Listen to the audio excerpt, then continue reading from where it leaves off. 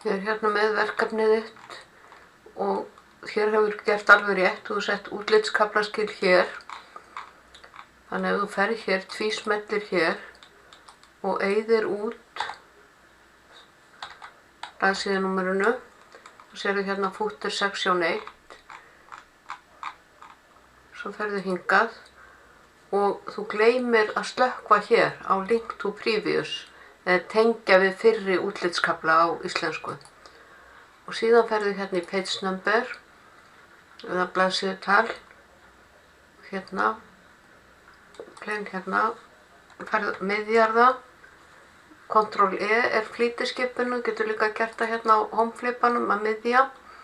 Og hérna er ég í haus og fæti og fer hér og fer í format eða sníða blaðsíðunúmer og haka hér við byrja að telja á númer 3. Þá er það komið. Það farið hérna af efnisyfirlitinu og komið hérna og kemur á allar síðurnar.